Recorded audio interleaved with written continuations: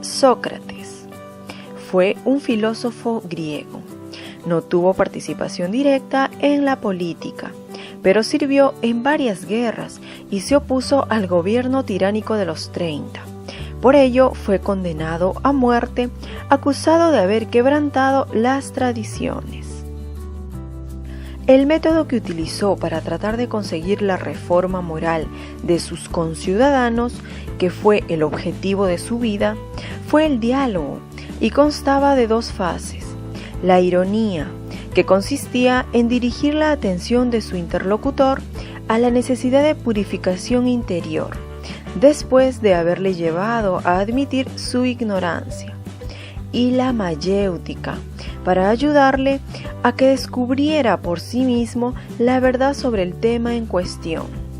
Sócrates no dejó nada escrito, por ello que debemos recurrir a las obras de Platón, Aristófanes y Jenofonte, para poder reconstruir su vida y su doctrina. A continuación veremos el documental completo. Hijo de un escultor y de una partera, Sócrates nació aproximadamente en el año 470 antes de nuestra era. Aquella fue una época en la que Grecia vivió la prosperidad económica y la madurez política que culminó en la democracia. Sócrates nunca abandonó su Atenas natal, excepto para participar en algunas batallas en las que se distinguió por su valor y por su capacidad para soportar el cansancio. Sin embargo, su capacidad era aún más alta que la del manejo de las armas y su espíritu inquieto le obligó a abandonar el trabajo con su padre, a su esposa e hijos, para dedicarse de lleno a su trabajo espiritual de un modo como nunca antes que él se había ejercido. La decisión de Sócrates se debió a que había descubierto que la cultura de sus contemporáneos era por lo general superficial y vacía.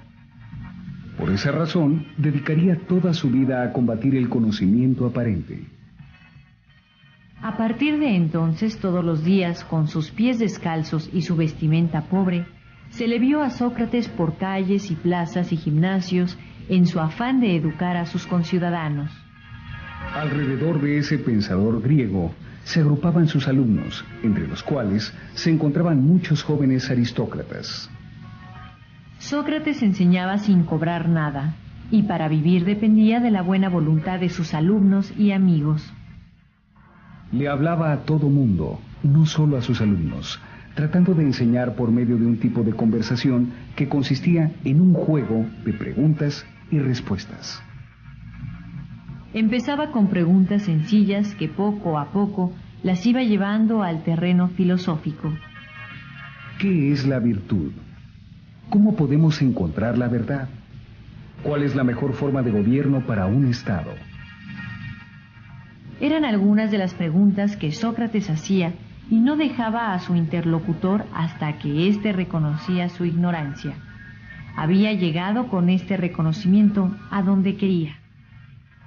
Y es que para Sócrates, solo reconociendo que no se sabe nada, se puede iniciar el camino hacia la auténtica comprensión de las cosas, hacia el verdadero conocimiento.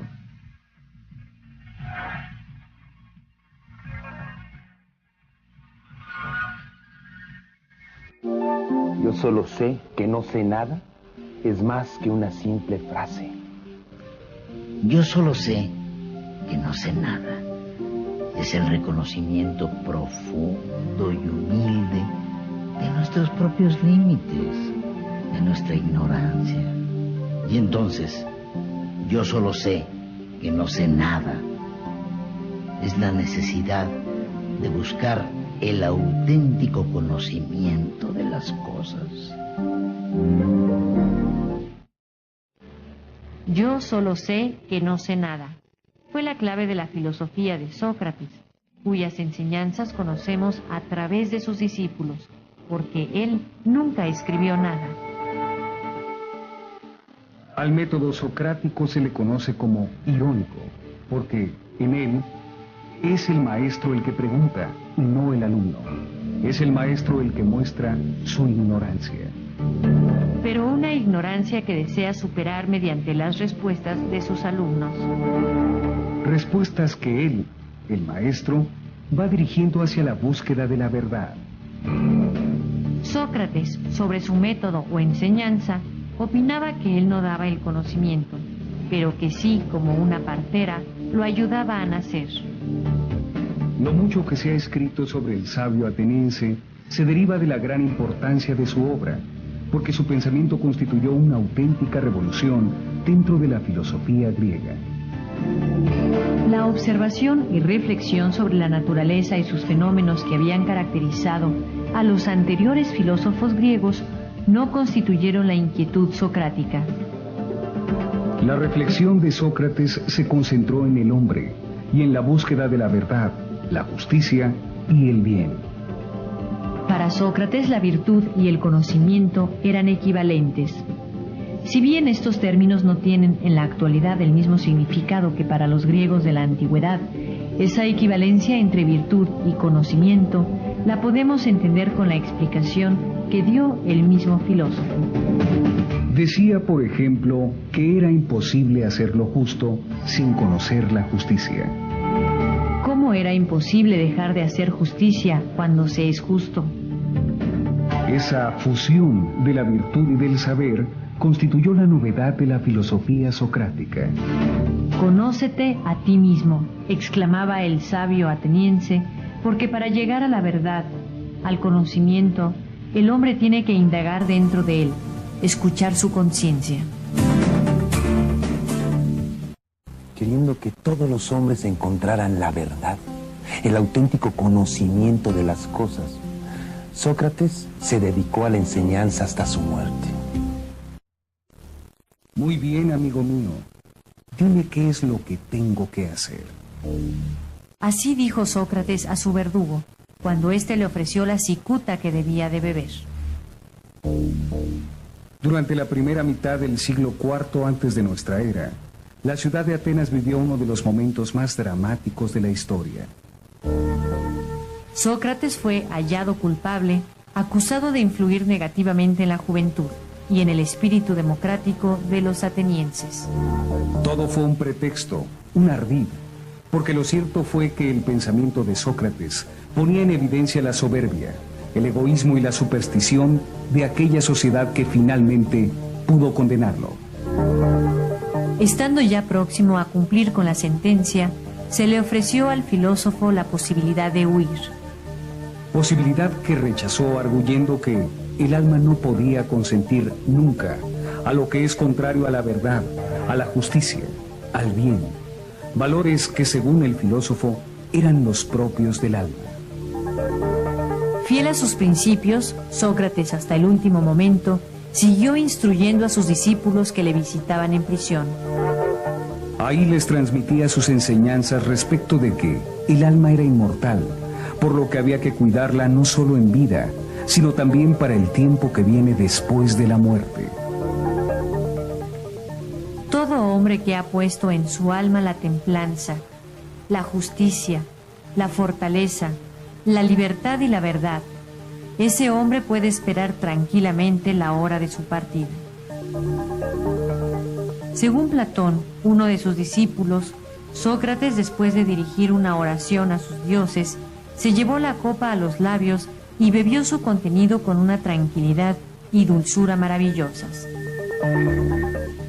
¿Sabías que también para los griegos, como para muchas culturas, el alma a la que llamaron psique era la realidad, esa fuerza que animaba la vida y el cuerpo del hombre?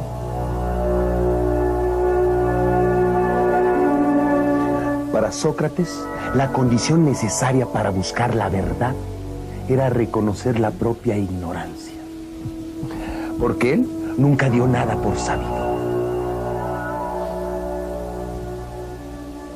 El método socrático fundamentalmente consistía en una conversación que se llevaba a cabo a través de preguntas y respuestas que iban conduciendo al conocimiento de las cosas.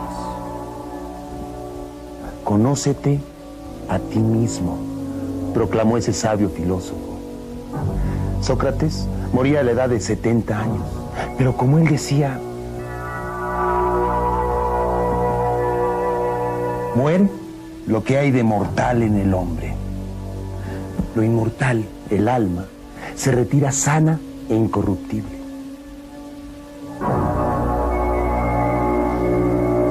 Ninguna cicuta podía callar su voz, su espíritu que aún llega hasta nosotros.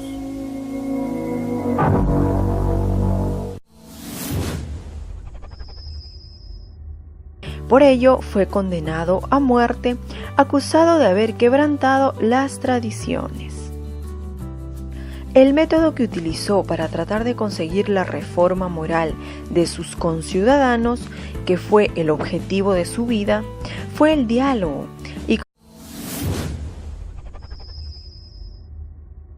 Sócrates fue un filósofo griego. No tuvo participación directa en la política, pero sirvió en varias guerras y se opuso al gobierno tiránico de los 30. A continuación veremos el documental completo.